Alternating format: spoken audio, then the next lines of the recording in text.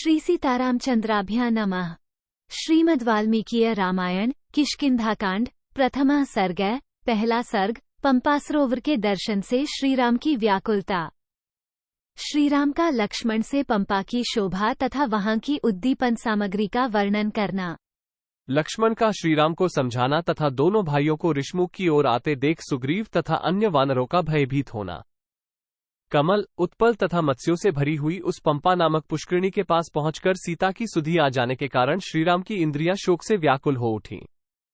वे विलाप करने लगे। उस समय सुमित्रा कुमार लक्ष्मण उनके साथ थे। 1। वहां पंपा पर दृष्टि पड़ते ही कमल पुष्पों में सीता के नेत्रमुख आदि का किंचित सादृश्य पाकर हर्षोल्लास से श्रीराम की सारी इंद्रियां चंचल हो उठीं। उनके मन में सीता के दर्शन की प्रबल इच्छा जाग उठी। उस इच्छा के अधीन से होकर वे सुमित्रा कुमार लक्ष्मण से इस प्रकार बोले। 2। सुमित्रानंदन, ये पंपा कैसी शोभा पा रही है। इसका जल वैदूर्यमणि के समान स्वच्छ एवं श्याम है। इसमें बहुत से पद्म और उत्पल खिले हुए हैं। तट पर उत्पन्न हुए नाना प्रकार के वृक्षों से इसकी शोभा और भी बढ़ गई है। 3। सुमित्रा कुमार, देखो तो सही, पंपा के किनारे का वन कितना सुंदर दिखाई दे रहा है।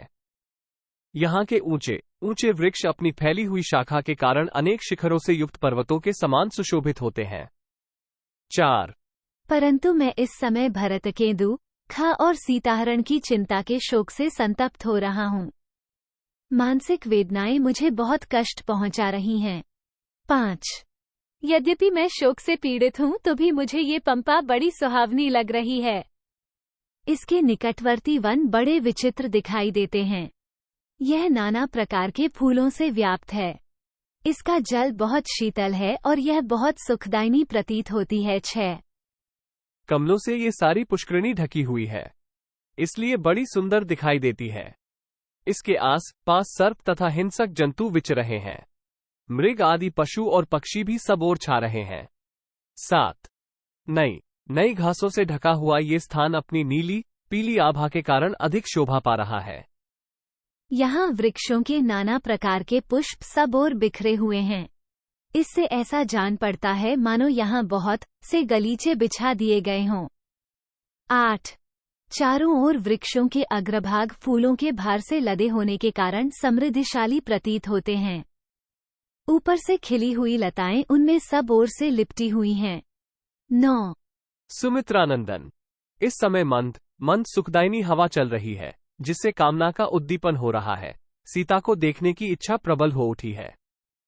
ये चैत्र का महीना है। वृक्षों में फूल और फल लग गए हैं और सब ओर मनोहर सुगंध छा रही है। 10। लक्ष्मण, फूलों से सुशोभित होने वाले इन वनों के रूप तो देखो। ये उसी तरह फूलों की वर्षा कर रहे हैं जैसे मेघ जल की वृष्टि करते हैं। 11। वन के ये विविध वृक्ष वायु के वेग से झूम कर रमणीय शिलाओं पर फूल बरसा रहे हैं और यहाँ की भूमि को ढक देते हैं। 12।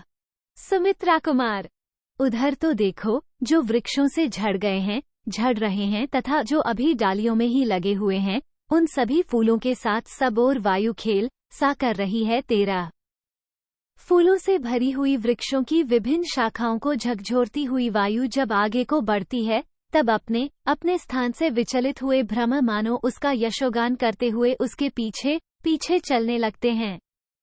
14। पर्वत की कंदरा से विशेष ध्वनि के साथ निकली हुई वायु मानो उच्च स्वर से गीत गा रही है। मतवाले कोकिलों के कलनाद वाद्य का काम देते हैं और उन वाद्यों की ध्वनि के साथ वो वायु इन झूमते हुए वृक्षों को मानो नृत्य की शिक्षा सी दे रही है। 15। वायु के वेगपूर्वक हिलाने से जिनकी शाखा के अग्रभाग सब ओर से परस्पर सट गए हैं, वे वृक्ष एक दूसरे से गुंथे हुए की भांति जान पड़ते हैं। 16। मलय चंदन का स्पर्श करके बहने वाली यह शीतल वायु शरीर से छू जाने पर कितनी सुखद जान पड़ती है। ये थकावट दूर करती हुई बह रही है और सर्वत्र पवित्र सुगंध फैला रही है। 17। मधुर मकरंद और सुगंध से भरे हुए इन वनों में गुनगुनाते हुए भ्रमरों के व्याज से ये वायुवारा हिलाए गए वृक्ष मानो नृत्य के साथ गान कर रहे हैं। 18। अपने रमणीय पृष्ठभागों पर उत्पन्न फूलों से संपन्न तथा मन को लुभाने वाले विशाल वृक्षों से सटे हुए शिखर वाले पर्वत अद्भुत शोभा पा रहे हैं। 19 जिनकी शाखा के अग्रभाग फूलों से ढके हैं, जो वायु के झोंके से हिल रहे हैं तथा भ्रमरों को पगड़ी के रूप में सिर पर धारण किए हुए हैं। वे वृक्ष ऐसे जान पड़ते हैं मानो इन्होंने नाचना गाना आरंभ कर दिया है। 20 देखो, सब और सुंदर फूलों से भरे हुए ये कनेर सोने के आभूषणों से विभूषित पीतांबरधारी मनुष्यों के समान शोभा पा रहे हैं। 21 सुमित्रानंदन। नाना प्रकार के विंगमों के कलरवों से गूंजता हुआ यह वसंत का समय सीता से बिछुड़े हुए मेरे लिए शोक को बढ़ाने वाला हो गया है। 22 वियोग के शोक से तो मैं पीड़ित हूँ ही, ये कामदेव, सीता, विषयक अनुराग मुझे और भी संताप दे रहा है। कोकिल बड़े हर्ष के साथ कलनाद करता हुआ मानो मुझे ललकार रहा है। 23 लक्ष्मण। वन के रमणीय झरने के निकट बड़े हर्ष के साथ बोलता हुआ ये जलकुकुट सीता से मिलने की इच्छा वाले मुझ राम को शोकमग्न किए देता है। 24 पहले मेरी प्रिया जब आश्रम में रहती थी, उन दिनों इसका शब्द सुनकर आनंदमग्न हो जाती थी और मुझे भी निकट बुलाकर अत्यंत आनंदित कर देती थी। 25 देखो, इस प्रकार भांति भांति की बोली बोलने वाले विचित्र पक्षी चारों ओर वृक्षों, झाड़ियों और लता की ओर उड़ रहे हैं। 26 सुमित्रानंदन। देखो, ये पक्षिणियां नर पक्षियों से संयुक्त हो अपने झुंड में आनंद का अनुभव कर रही हैं, भौरों का गुंजार्व सुनकर प्रसन्न हो रही हैं और स्वयं भी मीठी बोली बोल रही हैं। 27 इस पंपा के तट पर यहाँ झुंड पक्षी आनंदमग्न होकर चहक रहे हैं। जलकुकुटों के रति संबंधी कूजन तथा नर कोकिलों के कलनाद के व्याज से मानो ये वृक्ष ही मधुर बोली बोलते हैं और मेरी अनंग वेदना को उद्दीप्त कर रहे हैं। 28 1/2 जान पड़ता है यह वसंतरूपी आग मुझे जलाकर भस्म कर देगी। अशोक पुष्प के लाल लाल गुच्छे ही इस अग्नि के अंगार हैं। नूतन पल्लव ही इसकी लाल लाल लपटें हैं तथा भ्रमरों का गुंजार भी इस जलती आग का चट चट शब्द है। 29 1/2 सुमित्रानंदन। यदि मैं सूक्ष्म बरौनियों और सुंदर केशों वाली मधुर भाषिणी सीता को न देख सका तो मुझे इस जीवन से कोई प्रयोजन नहीं है। 30 1/2 निष्पाप लक्ष्मण। वसंत ऋतु में वन की शोभा बड़ी मनोहर हो जाती है। इसकी सीमा में सब और कोयल की मधुर कूक सुनाई पड़ती है। मेरी प्रिया सीता को ये समय बड़ा ही प्रिय लगता था। 31 1/2 अनंग वेदना से उत्पन्न हुई शोकाग्नि वसंत ऋतु के गुणों का ईंधन पाकर बढ़ गई है। जान पड़ता है यह मुझे शीघ्र ही अविलंब जला देगी। 32 1/2 तारांकन। मंद मंद मलयानिल का चलना, वन के वृक्षों का नूतन पल्लवों और फूलों से सज जाना, कोकिलों का कूखना, कमलों का खिल जाना तथा सब और मधुर सुगंध का छा जाना आदि वसंत के गुण हैं, जो विरही की शोकाग्नि को उद्दीप्त करते हैं। अपनी उस प्रियतमा पत्नी को मैं नहीं देख पाता हूं और इन मनोहर वृक्षों को देख रहा हूं, इसलिए मेरा यह अनंगज्वर अब और बढ़ जाएगा। 33 1/2 विदेहनंदिनी सीता यहां मुझे नहीं दिखाई दे रही है, इसलिए मेरा शोक बढ़ाती है तथा मंद मलयानिल के द्वारा स्वेद संसक का निवारण करने वाला यह वसंत भी मेरे शोक की वृद्धि कर रहा है। 34 1/2 सुमित्रा कुमार। मृगनयनी सीता चिंता और शोक से बलपूर्वक पीड़ित किए गए मुझ राम को और भी संताप दे रही है। साथ ही यह वन में बहने वाली चैत्रमास की वायु भी मुझे पीड़ा दे रही है। 35 1/2 ये मोर स्फटिक मणि के बने हुए गवाशों, झरोखों के समान प्रतीत होने वाले अपने फैले हुए पंखों से, जो वायु से कंपित हो रहे हैं, इधर उधर नाचते हुए कैसी शोभा पा रहे हैं। 36 1/2 मयूरियों से घिरे हुए ये मदमथ मयूर अनंग वेदना से संतप्त हुए मेरी इस कामपीड़ा को और भी बढ़ा रहे हैं। लक्ष्मण।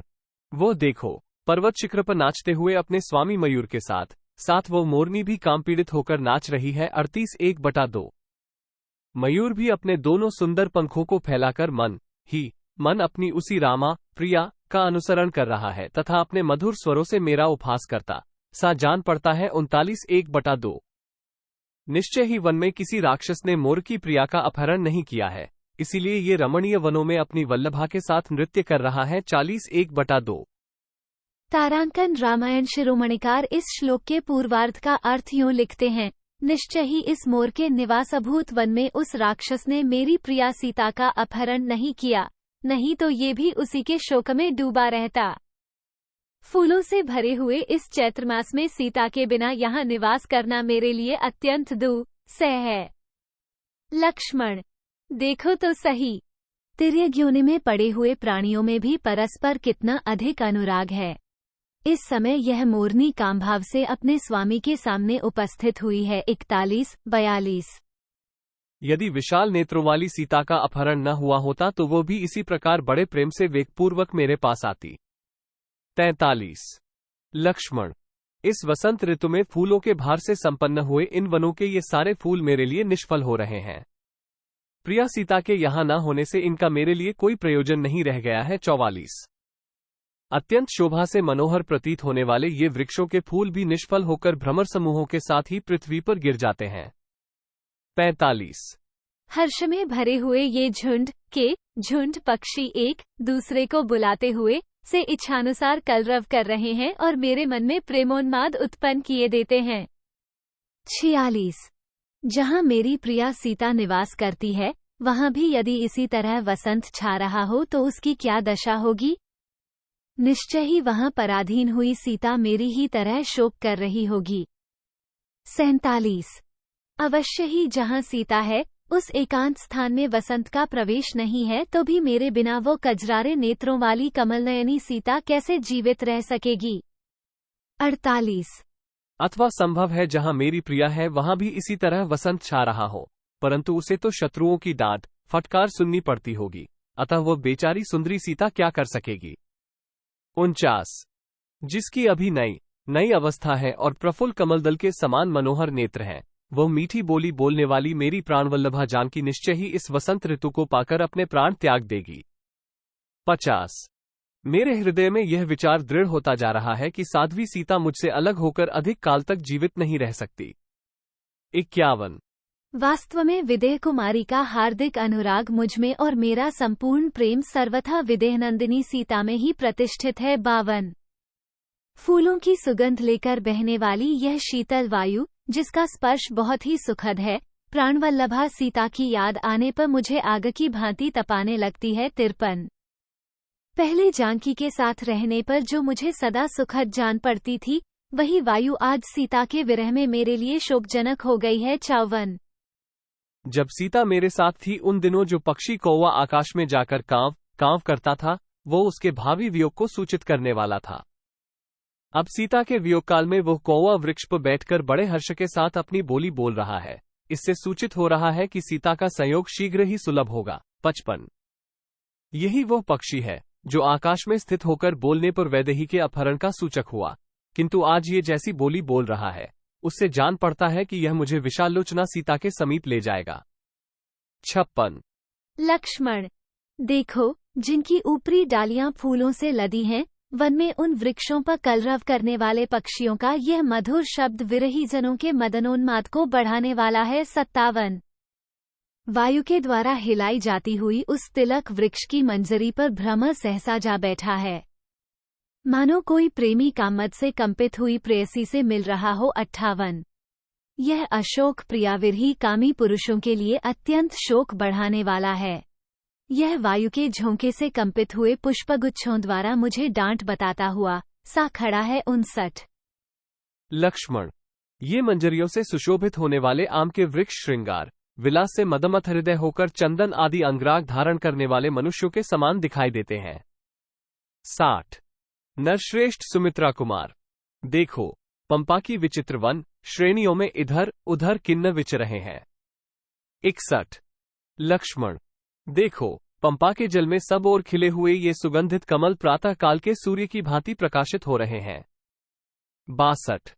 पंपा का जल बड़ा ही स्वच्छ है, इसमें लाल कमल और नील कमल खिले हुए हैं। हंस और कारंडव आदि पक्षी सब ओर फैले हुए हैं तथा सौगंधिक कमल इसकी शोभा बढ़ा रहे हैं। 63। जल में प्रातः काल के सूर्य की भांति प्रकाशित होने वाले कमलों के द्वारा सब ओर से घिरी हुई पंपा बड़ी शोभा पा रही है। उन कमलों के केसरों को भ्रमरों ने चूस लिया है। 64। इसमें चक्रवाक सदा निवास करते हैं। यहाँ के वनों में विचित्र स्थान है तथा पानी पीने के लिए आए हुए हाथियों और मृगों के समूहों से इस पंपा की शोभा और भी बढ़ जाती है। 65। लक्ष्मण। वायु के थपेड़े से जिनमें वेग पैदा होता है, उन लहरों से ताड़ित होने वाले कमल पंपा के निर्मल जल में बड़ी शोभा पाते हैं। 66। प्रफुल्ल कमलदल के समान विशाल नेत्रों वाली विदेह राजकुमारी सीता को कमल सदा ही प्रिय रहे हैं। उसे न देखने के कारण मुझे जीवित रहना अच्छा नहीं लगता है। 67। अहो, काम कितना कुटिल है, जो अन्यत्र गई हुई एवं परम दुर्लभ होने पर भी कल्याणमय वचन बोलने वाली उस कल्याण स्वरूपा सीता का बारंबार स्मरण हृदय रहा है। 68। यदि खिले हुए वृक्षों वाला यह वसंत मुझ पर पुनः प्रहार न करे तो प्राप्त हुई कामवेदना को मैं किसी तरह मन में ही रोके रह सकता हूँ। 69। सीता के साथ रहने पर जो वस्तुएं मुझे रमणीय प्रतीत होती थीं, वे ही आज उसके बिना असुंदर जान पड़ती हैं। 70। लक्ष्मण, ये कमल कोशों के दल सीता के नेत्र कोशों के समान हैं, इसलिए मेरी आंखें इन्हें ही देखना चाहती हैं। कमल केसरों का स्पर्श करके दूसरे वृक्षों के बीच से निकली हुई यह सौरभयुक्त मनोहर वायु सीता के नी श्वास की भांति चल रही है। 72। सुमित्रानंदन, वो देखो, पंपा के दक्षिण भाग में पर्वत शिखरों पर खिली हुई कनेर की डाल कितनी अधिक शोभा पा रही है। 73। विभिन्न धातुओं से विभूषित हुआ ये पर्वतराज ऋषमुख वायु के वेग से लाई हुई विचित्र धूलि की सृष्टि कर रहा है। 74। सुमित्रा कुमार, चारों ओर खिले हुए और सब ओर से रमणीय प्रतीत होने वाले पत्रहीन पलाश वृक्षों से उपलक्षित इस पर्वत के पृष्ठभाग आग में जलते हुए से जान पड़ते हैं। 75। पंपा के तट पर उत्पन्न हुए ये वृक्ष इसी के जल से अभिषिक्त हो बड़े हैं और मधुर मकरंद एवं गंध से संपन्न हुए हैं। इनके नाम इस प्रकार हैं: मालती, मल्लिका, पद्म और करवीर। ये सब के सब फूलों से सुशोभित हैं। 76। केतकी, केवड़े, सिंधुवार तथा वासंती लताएं भी सुंदर फूलों से भरी हुई हैं। गंधभरी माधवी लता तथा कुंद, कुसुमों की झाड़ियां सब ओर शोभा पा रही हैं। 77। चिरिबिल्व, चिलबिल, महुआ, बेंत, मौलसिरी, चंपा, तिलक और नागकेसर भी खिले दिखाई देते हैं। 78। पर्वत के पृष्ठभागों पर पद्मक और खिले हुए नील अशोक भी शोभा पाते हैं। वहीं सिंह के अयाल की भांति पिंगल वर्ण वाले लोध्र भी सुशोभित हो रहे हैं। 79। अंकोल, कुर्ट, चूर्णक, सेमल, पारेभद्रक, नीम या मदार, आम, पाटली, कोविदार, मुचुकुंद, नारंग और अर्जुन नामक वृक्ष भी पर्वत शिखरों पर फूलों से लदे दिखाई देते हैं। 80:1/2। केतक, उद्दालक, लसोड़ा, शिरीष, शीशम, धव, सेमल, पलाश, लाल कुर्बक, तिनिश, नक्तमाल, चंदन, स्यंदन, हिंताल, तिलक तथा नागकेसर के पेड़ भी फूलों से भरे दिखाई देते हैं। 81:82। सुमित्रानंदन, जिनके अग्रभाग फूलों से भरे हुए हैं, उन लता वल्लरियों से लिपटे हुए पंपा के इन मनोहर और बहुसंख्यक वृक्षों को तो देखो। वे सब के सब यहाँ फूलों के भार से लदे हुए हैं। 83:1/2। हवा के झोंके खाकर जिनकी डालें हिल रही हैं, वे ये वृक्ष झुककर इतने निकट आ जाते हैं कि हाथ से इनकी डालियों का स्पर्श किया जा सके। सलोनी लताएं मदमत सुंदरियों की भांति इनका अनुसरण करती हैं। 84:1/2। एक वृक्ष से दूसरे वृक्ष पर, एक पर्वत से दूसरे पर्वत पर तथा एक वन से दूसरे वन में जाती हुई वायु अनेक रसों के आस्वादन से आनंदित सी होकर बह रही है। 85:1/2। कुछ वृक्ष प्रचुर पुष्पों से भरे हुए हैं और मधु एवं सुगंध से संपन्न हैं। कुछ मुकुलों से आवेष्टित हो श्यामवर्ण से प्रतीत हो रहे हैं। 86:1/2। वो भ्रम राग से रंगा हुआ है और यह मधुर है, ये स्वादिष्ट है तथा यह अधिक खिला हुआ है, इत्यादि बातें सोचता हुआ फूलों में ही लीन हो रहा है। 87:1/2। पुष्पों में छिपकर फिर ऊपर को उड़ जाता है और सहसा अन्यत्र चल देता है। इस प्रकार मधु का लोभी भ्रम पंपा तीरवर्ती वृक्षों पर विचर रहा है। 88। स्वयं झड़कर गिरे हुए पुष्प समूहों से आच्छादित हुई यह भूमि ऐसी सुखदायिनी हो गई है, मानो इस पर शयन करने के लिए मुलायम बिछौने बिछा दिए गए हों। 89। सुमित्रानंदन, पर्वत के शिखरों पर जो नाना प्रकार की विशाल शिलाएं हैं, उन पर झड़े हुए भांति भांति के फूलों ने उन्हें लाल, पीले रंग की शैया के समान बना दिया है। 90। सुमित्रा कुमार, वसंत ऋतु में वृक्षों के फूलों का यह वैभव तो देखो। इस चैत्र मास में ये वृक्ष मानो परस्पर होड़ लगाकर फूले हुए हैं। 91। लक्ष्मण, वृक्ष अपनी ऊपरी डालियों पर फूलों का मुकुट धारण करके बड़ी शोभा पा रहे हैं तथा वे भ्रमरों के गुंजारव से इस तरह कोलाहलपूर्ण हो रहे हैं मानो एक दूसरे का आह्वान कर रहे हो। 92। ये कारंडव पक्षी पंपा के स्वच्छ जल में प्रवेश करके अपनी प्रियतमा के साथ रमण करता हुआ काम का उद्दीपन सा कर रहा है। 93। मंदाकिनी के समान प्रतीत होने वाली इस पंपा का जब ऐसा मनोरम रूप है, तब संसार में उसके जो मनोरम गुण विख्यात हैं, वे उचित ही हैं। 94।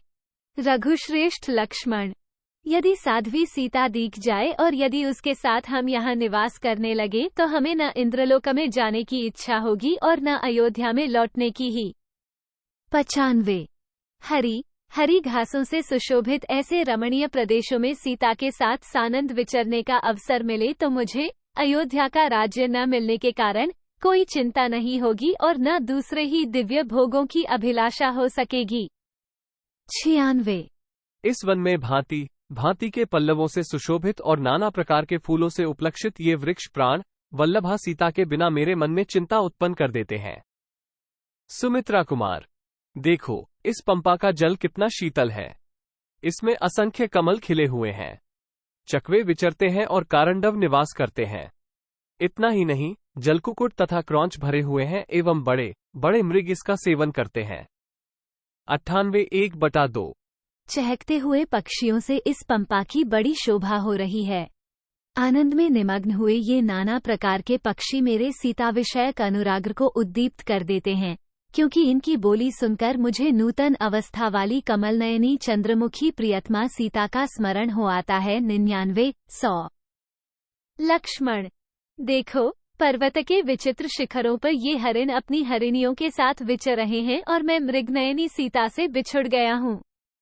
इधर उधर विचरते हुए ये मृग मेरे चित्त को व्यथित किए देते हैं। 101।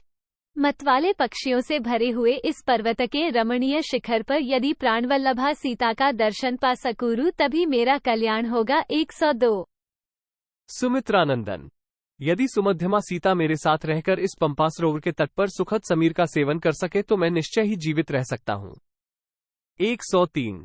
लक्ष्मण, जो लोग अपनी प्रियतमा के साथ रहकर पद्म और सौगंधिक कमलों की सुगंध लेकर बहने वाली शीतल मंद एवं शोकनाशन पंपा वन की वायु का सेवन करते हैं, वे धन्य हैं। 104। हाय, वो नई अवस्था वाली कमललोचना जनक नंदिनी प्रिया सीता मुझसे बिछुड़कर बेबसी की दशा में अपने प्राणों को कैसे धारण करती होगी। 105। लक्ष्मण, धर्म के जानने वाले सत्यवादी राजा जनक जब जन समुदाय में बैठकर मुझसे सीता का कुशल समाचार पूछेंगे, उस समय मैं उन्हें क्या उत्तर दूंगा। 106। हाय, पिताक द्वारा वन में भेजे जाने पर जो धर्म का आश्रय ले मेरे पीछे पीछे यहाँ चली आई, वो मेरी प्रिया इस समय कहाँ है। 107। लक्ष्मण, जिसने राज्य से वंचित और हताश हो जाने पर भी मेरा साथ नहीं छोड़ा, मेरा ही अनुसरण किया, उसके बिना अत्यंत दीन होकर मैं कैसे जीवन धारण करूंगा। 108। जो कमल दल के समान सुंदर मनोहर एवं प्रशंसनीय नेत्रों से सुशोभित है, जिससे मीठी मीठी सुगंध निकलती रहती है, जो निर्मल तथा चेचक आदि के चिन्ह से रहित है, जंक किशोरी के उस दर्शनीय मुख को देखे बिना मेरी सुध बुध खोई जा रही है। 109। लक्ष्मण, वैदेही के द्वारा कभी हंसकर और कभी मुस्कुराकर कही हुई वे मधुर हितकर एवं लाभदायक बातें जिनकी कहीं तुलना नहीं है, मुझे अब कब सुनने को मिलेंगी। 110। 16 वर्ष की सी अवस्था वाली साध्वी सीता यद्यपि वन में आकर कष्ट उठा रही थी, तथापि जब मुझे अनंग वेदना या मानसिक कष्ट से पीड़ित देखती, तब मानो उसका अपना सारा दुख नष्ट हो गया हो, इस प्रकार प्रसन्न सी होकर मेरी पीड़ा दूर करने के लिए अच्छी अच्छी बातें करने लगती थी। 111। राजकुमार, अयोध्या में चलने पर जब मनस्विनी माता कौशल्या पूछेंगी कि मेरी बहुरानी कहाँ है, तो मैं उन्हें क्या उत्तर दूंगा। 112। लक्ष्मण, तुम जाओ भ्रातृवत्सल भरत से मिलो। मैं तो जनक नंदिनी सीता के बिना जीवित नहीं रह सकता। इस प्रकार महात्मा श्रीराम को अनाथ की भांति विलाप करते देख भाई लक्ष्मण ने युक्तियुक्त एवं निर्दोष वाणी में कहा। 113, 114। पुरुषोत्तम श्रीराम, आपका भला हो। आप अपने को संभालिए, शोक न कीजिए। आप जैसे पुण्यात्मा पुरुषों की बुद्धि उत्साह शून्य नहीं होती। 115। स्वजनों के अवश्यंभावी वियोग का दुख सभी को सहना पड़ता है। इस बात को स्मरण करके अपने प्रियजनों के प्रति अधिक स्नेह आसक्ति को त्याग दीजिए। क्योंकि जल आदि से भीगी हुई बत्ती भी अधिक स्नेह तेल में डुबो दी जाने पर जलने लगती है। 116। तात रघुनंदन, यदि रावण पाताल में या उससे भी अधिक दूर चला जाए तो भी वह अब किसी तरह जीवित नहीं रह सकता। 117। पहले उस पापी राक्षस का पता लगाइए, फिर या तो वह सीता को वापस करेगा या अपने प्राणों से हाथ धो बैठेगा। 118। रावण यदि सीता को साथ लेकर दिति के गर्भ में जाकर छिप जाए तो भी यदि मिथिलेश कुमारी को लौटा न देगा तो मैं वहां भी उसे मार डालूंगा। 119। अतः आर्य, आप कल्याणकारी धैर्य को अपनाइए, वह दीनतापूर्ण विचार त्याग दीजिए। जिनका प्रयत्न और धन नष्ट हो गया है, वे पुरुष यदि उत्साहपूर्वक उद्योग न करें तो उन्हें उस अभीष्ट अर्थ की प्राप्ति नहीं हो सकती। 120। भैया, उत्साह ही बलवान होता है। उत्साह से बढ़कर दूसरा कोई बल नहीं है। उत्साही पुरुष के लिए संसार में कोई भी वस्तु दुर्लभ नहीं है। 121। जिनके हृदय में उत्साह होता है वे पुरुष कठिन से कठिन कार्य आ पड़ने पर हिम्मत नहीं हारते। हम लोग केवल उत्साह का आश्रय लेकर ही जनक नंदिनी को प्राप्त कर सकते हैं। 122। शोक को पीछे छोड़कर कामिके से व्यवहार का त्याग कीजिए। आप महात्मा एवं कृतात्मा पवित्र अंतःकरण वाले हैं, किंतु इस समय अपने आप को भूल गए हैं, अपने स्वरूप का स्मरण नहीं कर रहे हैं। 123। लक्ष्मण के इस प्रकार समझाने पर शोक से संतप्त हुए श्रीराम ने शोक और मोह का परित्याग करके धैर्य धारण किया। 124। तदनंतर व्यग्रतारहित शांत स्वरूप अचिंत्य पराक्रमी श्रीरामचंद्र जी जिसके तटवर्ती वृक्ष वायु के झोंके खाकर झूम रहे थे, उस परम सुंदर रमणीय पंपासरोवर को लांघकर आगे बढ़े। 125। सीता के स्मरण से जिनका चित्त उद्विग्न हो गया था, अतएव जो दुख में डूबे हुए थे, वे महात्मा श्रीराम लक्ष्मण की कही हुई बातों पर विचार करके सहसा सावधान हो गए और झरनों तथा कंदराओं सहित उस संपूर्ण वन का निरीक्षण करते हुए वहां से आगे को प्रस्थित हुए। 126। मतवाले हाथी के समान विलासपूर्ण गति से चलने वाले शांतचित्त महात्मा लक्ष्मण आगे आगे चलते हुए श्री रघुनाथ जी की उनके अनुकूल चेष्टा करते धर्म और बल के द्वारा रक्षा करने लगे। 127। ऋषमुख पर्वत के समीप विचरने वाले बलवान वानरराज सुग्रीव पंपा के निकट घूम रहे थे। उसी समय उन्होंने उन अद्भुत दर्शनीय वीर श्रीराम और लक्ष्मण को देखा। देखते ही उनके मन में ये भय हो गया कि हो ना हो इन्हें मेरे शत्रु वाली ने ही भेजा होगा। फिर तो वे इतने डर गए कि खाने पीने आदि की भी चेष्टा न कर सके। 128। हाथी के समान मंदगति से चलने वाले महामना वानरराज सुग्रीव जो वहां विचर रहे थे, उस समय एक साथ आगे बढ़ते हुए उन दोनों भाइयों को देखकर चिंतित हो उठे। भय के भारी भार से उनका उत्साह नष्ट हो गया। वे महान दुख में पड़ गए। 129। मतंग मुनि का वह आश्रम परम पवित्र एवं सुखदायक था। मुनि के शाप से उसमें वाली का प्रवेश होना कठिन था, इसलिए वह दूसरे वानरों का आश्रय बना हुआ था। उस आश्रम या वन के भीतर सदा ही अनेकानेक शाखामृग निवास करते थे। उस दिन उन महातेजस्वी श्रीराम और लक्ष्मण को देखकर दूसरे वानर भी भयभीत हो आश्रम के भीतर चले गए। 130। इत्यार्षे श्रीमद् रामायणे वाल्मीकि आदिकाव्य के किष्किंधाकांडे प्रथमः सर्गः 1। इस प्रकार श्री वाल्मीकि निर्मित आश्रमायण आदिकाव्य के किष्किंधाकांड में पहला सर्ग पूरा हुआ। 1।